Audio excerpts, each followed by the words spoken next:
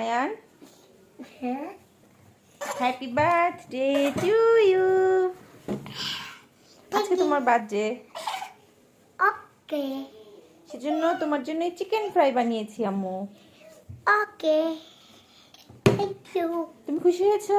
হ্যাঁ এই যে এখানে আহিন, এই তে